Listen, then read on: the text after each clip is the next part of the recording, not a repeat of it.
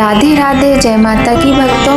आप सभी का स्वागत करती हूँ स्पिरिचुअल ज्ञान साधना में और आप सभी से अनुरोध करती हूँ कि स्पिरिचुअल ज्ञान साधना को सब्सक्राइब कर लीजिए और बेल आइकन को प्रेस कर दीजिए ताकि आपको नई नई वीडियोस का नोटिफिकेशन। जय श्री हरि, जय माता की। राधे राधे भक्तों, कैसे हैं आप सभी लोग? आशा करते हैं सभी लोग बहुत अच्छे होंगे। बताने के लिए कमेंट में जय माता की राधे राधे अवश्य ही लिखिएगा। भक्तों, फाल्गुन मास की पूर्णिमा की आप सभी को हार्दिक शुभकामनाएं। साथ ही होली के पावन पर्व की आज होलिका पूजन है, तो होलिका पूजन की सभी प्रिय भक्तों को ढेर सारी शुभकामनाएं। प्रिय भक्तों, आज हम आपको पूर्णिमा की बहुत ही सुंदर कथा सुनाएंगे। आप सभी से हाथ जोड़कर विनम्र निवेदन है कि यदि चैनल पर पहली बार आए हैं तो चैनल को सब्सक्राइब कर लीजिए और बेल आइकन को प्रेस कर दीजिए और शुरू से अंत तक पूरी कथा को श्रवण कीजिए। भगवान श्री हरि और माता लक्ष्मी की असीम कृपा आपको प्राप्त होगी। प्रिय भक्तों, पूर्णिमा तिथि हिंदू धर्म में बहुत अधिक महत्वपूर्ण मानी जाती है और पूर्णिमा तिथि का महत्व बहुत अधिक होता है क्योंकि पूर्णिमा के दिन ही माँ लक्ष्मी का प्राकट्य हुआ था। पूर्णिमा के दिन ही समुद्र मंथन के दौरान माँ प्रकट हुई थी। इस दिन को माता लक्ष्मी के प्राकट्य दिवस के रूप में मनाया जाता है और शरद पूर्णिमा के दिन माँ लक्ष्मी प्रकट हुई थी। कहा जाता है प्रत्येक पूर्णिमा पर माता लक्ष्मी धरती पर भ्रमण करती हैं, इसलिए इस दिन भगवान विष्णु और माँ लक्ष्मी का पूजन अवश्य ही करना चाहिए। साथ ही पूर्णिमा की कथा का पाठ करने से व्रत का फल दोगुना मिलता है। तो आइए भक्तों, आज हम सभी लोग श्रवण करेंगे बहुत ही सुंदर पूर्णिमा व्रत की यह कथा। बोलिए गणेश भगवान की जय, गौरी शंकर भगवान की जय, लक्ष्मी नारायण भगवान की जय। द्वापर युग में एक समय की बात है कि यशोदा जी ने भगवान श्री कृष्ण से कहा, हे कृष्ण, तुम सारे संसार के उत्पन्न करता, पोषण तथा उसके संहार करता हो। आज कोई ऐसा व्रत मुझसे कहो जिसके करने से मृत्यु लोक में स्त्रियों को विधवा होने का भय ना रहे तथा यह व्रत सभी मनुष्यों की मनोकामना पूर्ण करने वाला हो। श्री कृष्ण कहने लगे कि हे माता, तुमने अति सुंदर प्रश्न किया है। मैं तुमसे ऐसे ही व्रत को सविस्तार कहता हूँ। सौभाग्य प्राप्ति के लिए स्त्रियों को द्वात्रिशत अर्थात 32 पूर्णिमाओं का व्रत करना चाहिए। इस व्रत को करने से स्त्रियों को सौभाग्य संपत्ति मिलती है। यह व्रत अचल सौभाग्य को देने वाला और भगवान शंकर के प्रति मनुष्य मात्र की भक्ति को बढ़ाने वाला है। यशोदा जी कहने लगी कि कृष्ण, सर्वप्रथम इस व्रत को मृत्युलोक में किसने किया था, इसके विषय में विस्तार से मुझे बताओ।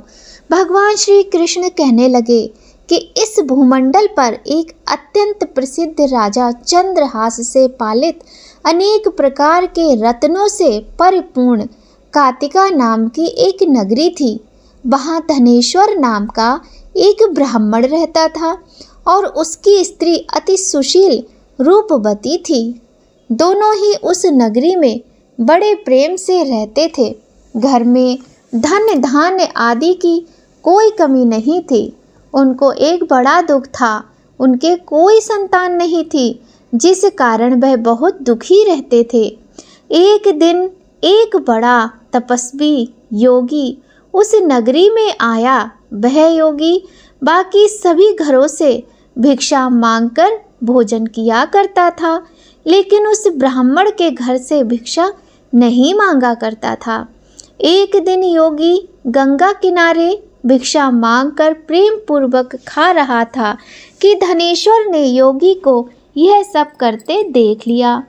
सब कार्य किसी प्रकार से देख लिया और अपनी भिक्षा का अनादर से दुखी होकर धनेश्वर योगी से बोले कि आप सभी घरों से भिक्षा लेते हैं, परंतु मेरे घर की भिक्षा कभी भी नहीं लेते।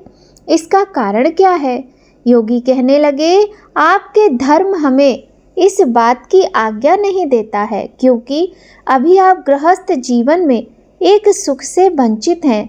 आपके घर संतान होने पर मैं आपके घर से भी भिक्षा स्वीकार कर लूँगा। उन्होंने कहा कि जिसे संतान नहीं है उसके घर से भिक्षा लेने से मेरे भी पतित होने का भय है। धनेश्वर यह सब बात सुनकर बहुत दुखी हुए और हाथ जोड़कर योगी के पैरों में गिर पड़े तथा दुखी मन से कहने लगे कि आप मुझे संतान प्राप्ति के उपाय बताइए। आप सर्वज्ञ हैं, मुझ पर अवश्य ही यह कृपा कीजिए। धन की मेरे घर में कोई कमी नहीं है, लेकिन मैं संतान न होने के कारण अत्यंत दुखी हूँ। आप मेरे इस दुख का हरण कीजिए। यह सुनकर योगी कहने लगे, तुम चंडी की आराधना करो। घर पहुंचकर उन्होंने यह सारी बात अपनी पत्नी को बताई और स्वयं वन में चले गए। वन में पहुंचकर उन्होंने चंडी माँ की आराधना की और उपवास किया। चंडी ने 16 दिन उनको सपने में दर्शन दिए और कहा कि हे धनेश्वर, जा, तेरे पुत्र होगा, लेकिन उसकी आयु सिर्फ 16 वर्ष होगी।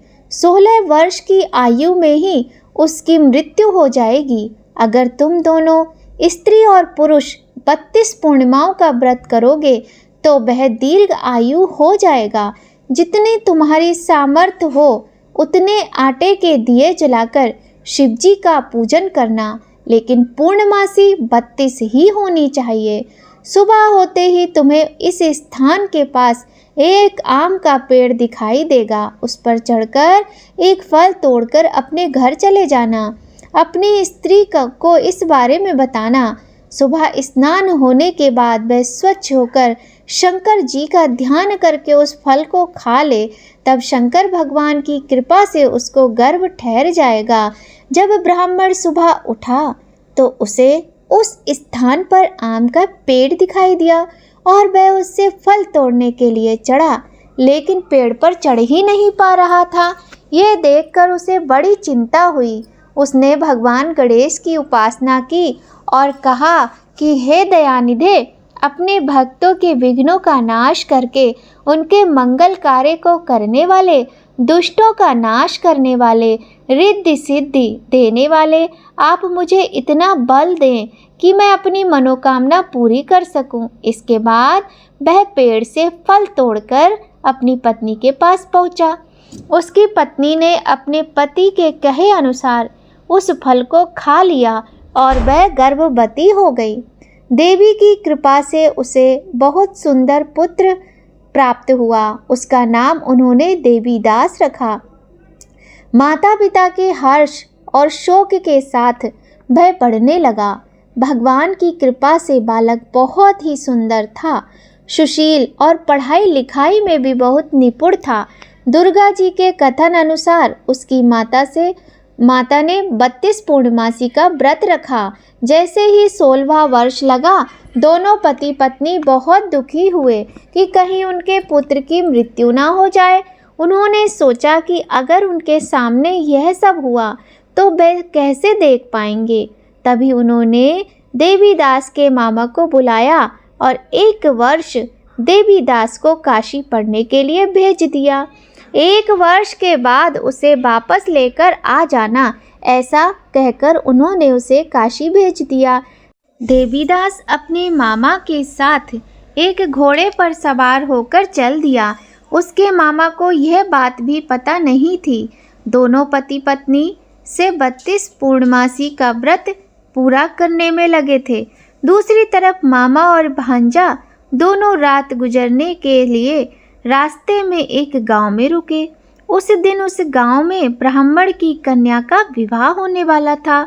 जिस धर्मशाला में वर और बारात के बाकी लोग रुके हुए थे, उसी धर्मशाला में देवीदास और उसका मामा ठहर गए।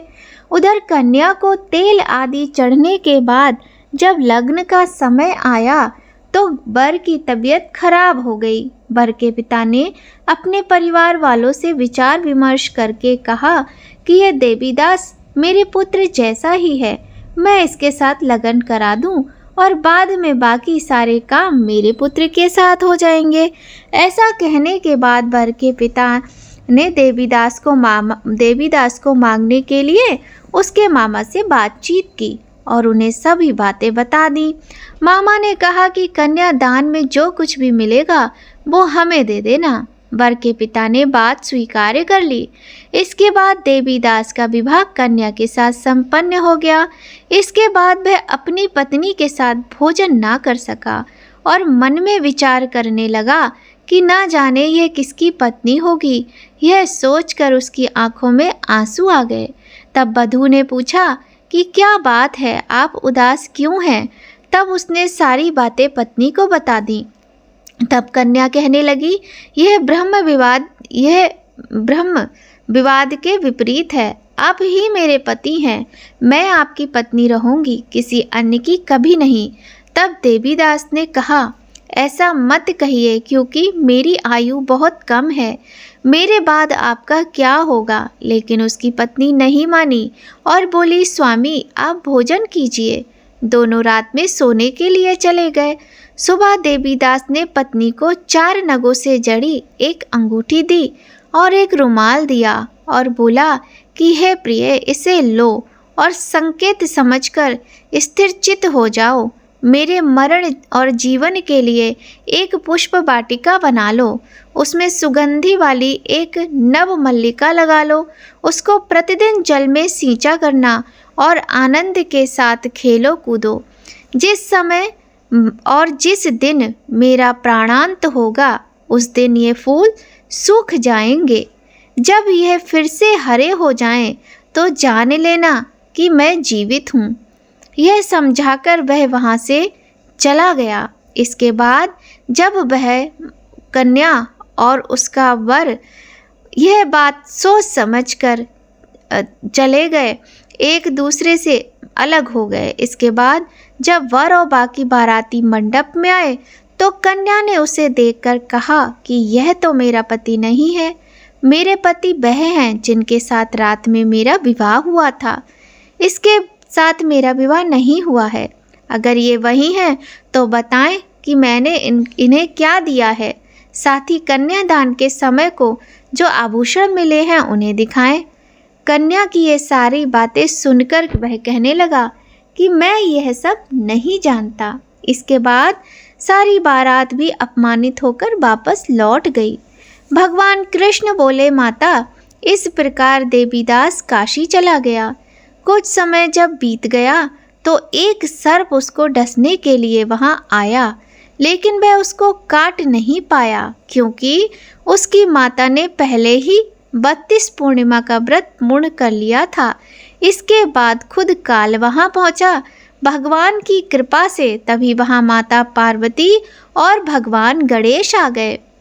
देवीदास को मूर्छित दशा में देखकर माता पार्वती ने भगवान शिवजी से प्रार्थना की कि महाराज, इस बालक की माता ने पहले ही 32 पूर्णिमा के व्रत कर लिए हैं, आप इसको प्राण दें।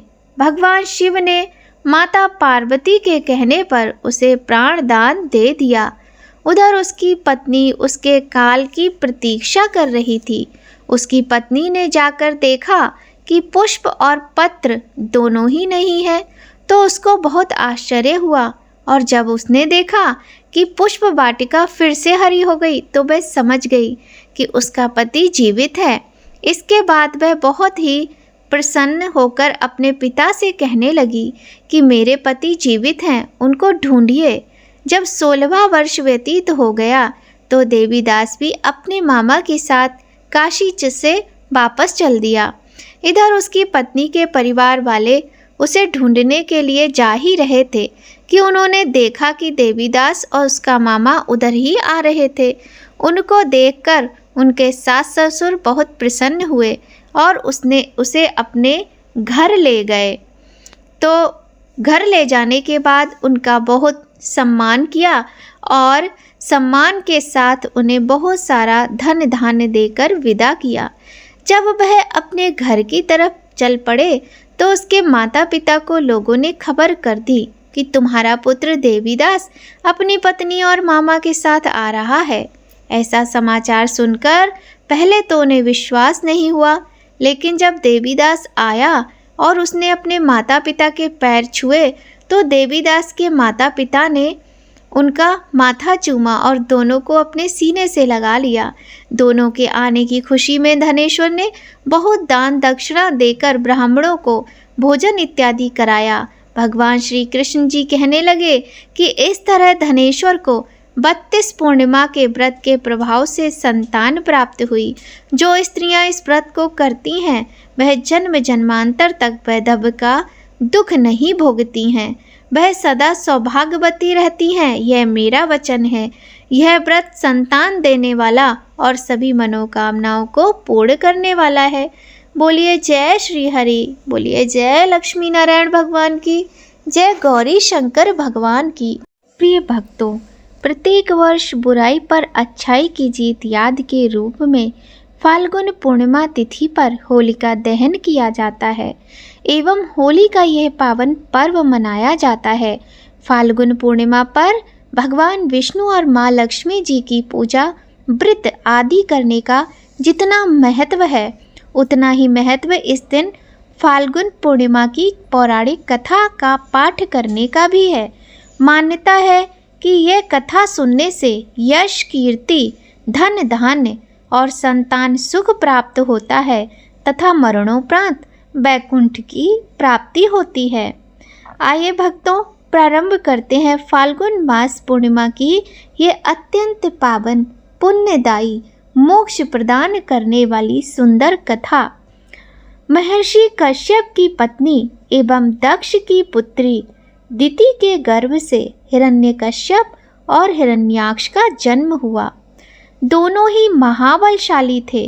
फलस्वरूप देवताओं को पराजित करके दोनों भाइयों ने स्वर्ग पर अपना अधिकार कर लिया।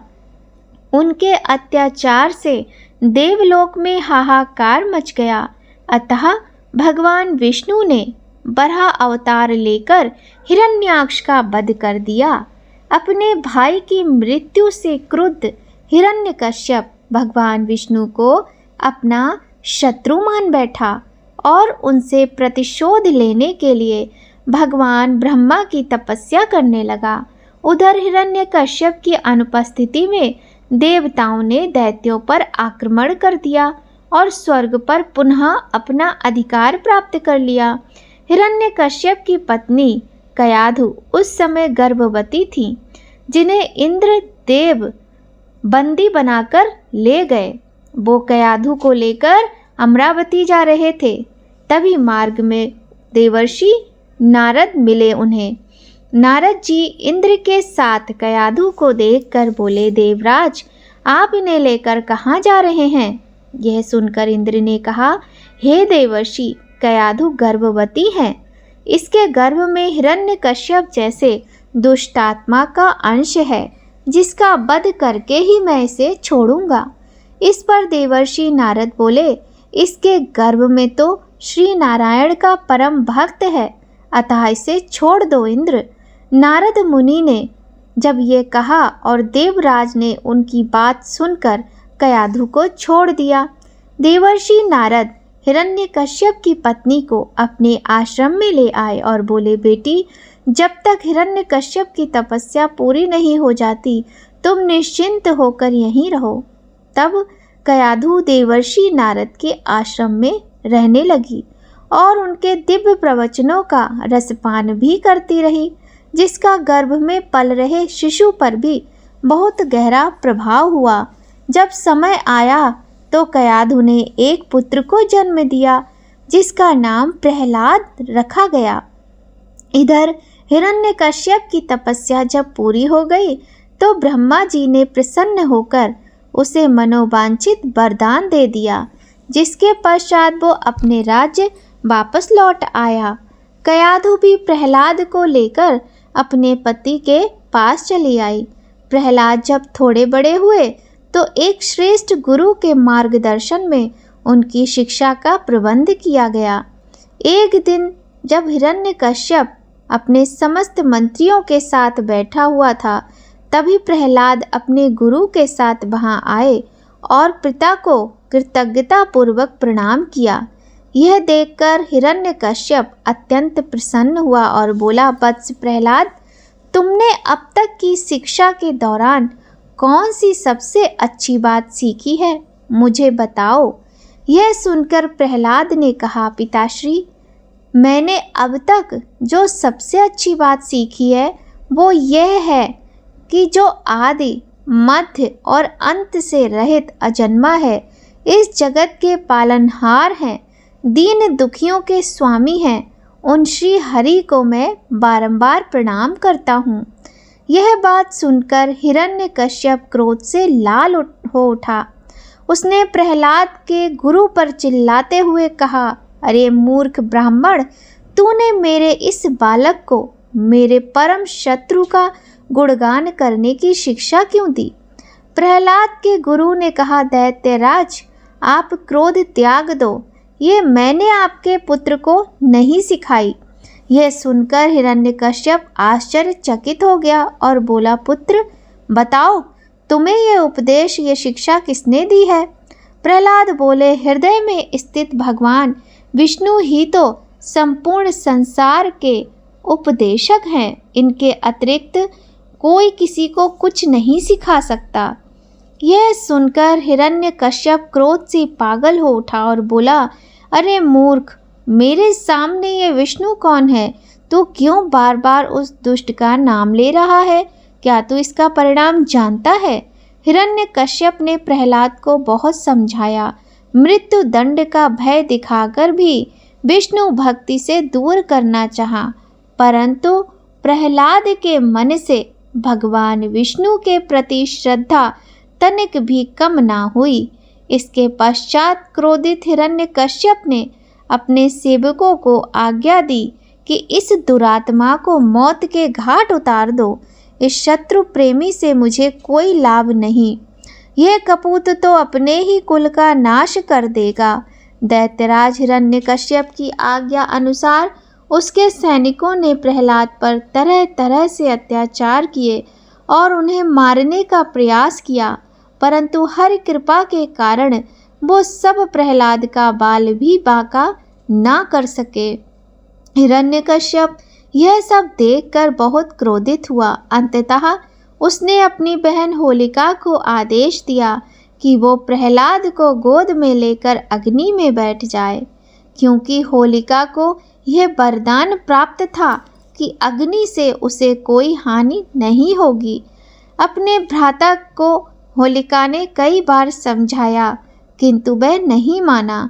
तब वह अपने भाई का आदेश मानकर होलिका भक्त प्रहलाद को अपनी गोद में लेकर अग्नि में बैठ गई।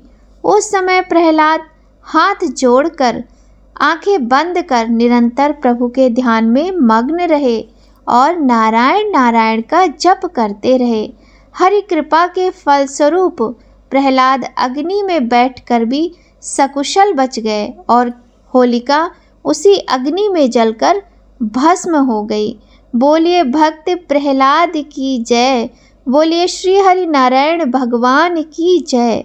तो भक्तों, अत्यंत सुंदर, पुण्यदायी, भगवत प्राप्ति और मोक्ष प्रदान करने वाली यह थी बहुत ही सुंदर कथा फाल्गुन मास की पूर्णिमा की। यदि आपको कथा थोड़ी भी अच्छी लगी हो या आपको आज की ये वीडियो अच्छी लगी हो तो वीडियो को लाइक ज़रूर कीजिएगा और चैनल पर यदि पहली बार आए हैं तो सब्सक्राइब करके बेल आइकन प्रेस कर दीजिएगा।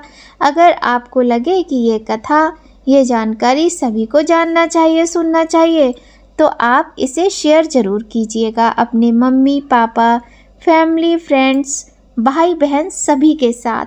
तो भक्तों, कथा सुनने के बाद हमें भगवान की आरती अवश्य करनी चाहिए। आइए भक्तों, बहुत ही सुंदर भगवान श्री हरि नारायण की आरती करते हैं। ओम जय जगदीश हरे स्वामी, जय जगदीश हरे, भक्त जनों के संकट दास जनों के अवगुण क्षण में दूर करे। ओम जय जगदीश हरे। जो ध्यावे फल पावे दुख बिन से मन का, स्वामी दुख बिन से मन का। सुख संपत्ति घर आवे, बांसुरी वाला घर आवे, कष्ट मिटे तन का। ओम जय जगदीश हरे। माते पिता तुम मेरे, शरण गऊँ मैं किसकी, स्वामी शरण गऊँ मैं किसकी। तुम बिन और न दूजा, आस करूँ मैं जिसकी। ओम जय जगदीश हरे। तुम पूर्ण परमात्मा तुम अंतर यामी, स्वामी तुम अंतर यामी। पार ब्रह्म परमेश्वर तुम सबके स्वामी। ओम जय जगदीश हरे।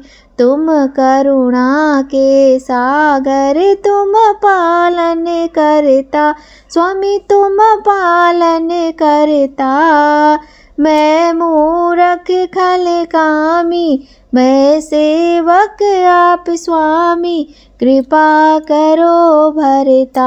ओम जय जगदीश हरे। तुम हो एक अगोचर सबके प्राणपति, स्वामी सबके प्राणपति। किस विध मिलूं दया मैं तुमको मैं कुमति। ओम जय जगदीश हरे। दीन बंधु दुख हरता तुम रक्षक मेरे, स्वामी तुम ठाकुर मेरे। करुणा हस्त उठाओ, अपनी शरण लगाओ, द्वार पड़ी तेरे। ओम जय जगदीश हरे। तुम हो एक अगोचर सबके प्राणपति, स्वामी सबके प्राणपति। किस विध मिलूं दया मैं तुमको मैं कुमति। ओम जय जगदीश हरे। विषय विकार मिटाओ, पाप हरो देवा, स्वामी कष्ट हरो देवा। श्रद्धा भक्ति बढ़ाओ, हृदय प्रेम बढ़ाओ, संतन की सेवा। ओम जय जगदीश हरे। तन मन धन सब है तेरा, स्वामी सब कुछ है तेरा। तेरा तुझको अर्पण क्या लागे मेरा। ओम जय जगदीश हरे। श्याम सुंदर जी की आरती जो कोई जन गावे, स्वामी प्रेम सहित गावे। कहते शिवानंद स्वामी, जपत हरि हर स्वामी, मन वांछित फल पावे। ओम जय जगदीश हरे। ओम जय जगदीश हरे। स्वामी जय भोलेनाथ हरे। स्वामी जय रघुनाथ हरे। ओम जय राधा कृष्ण हरे। भक्त जनों के संकट क्षण में दूर करे। ओम जय जगदीश हरे। स्वामी जय जगदीश हरे। बोलिए गौरी शंकर भगवान की जय, लक्ष्मी नारायण भगवान की जय। प्रिय भक्तों, आज हमने बहुत ही सुंदर कथाओं के साथ आरती का श्रवण किया। यदि आपको आज की वीडियो अच्छी लगी हो तो लाइक ज़रूर कीजिएगा। भक्तों, आप सभी पर लक्ष्मी नारायण गौरी शंकर की कृपा सदा बनी रहे, इसी कामना के साथ भक्तों आज की वीडियो यहीं पर संपन्न होती है। मिलते हैं आपसे नई कहानी नई जानकारी के साथ नए वीडियो में। तब तक सभी लोग खूब खुश रहिए, स्वस्थ रहिए, प्रसन्न रहिए।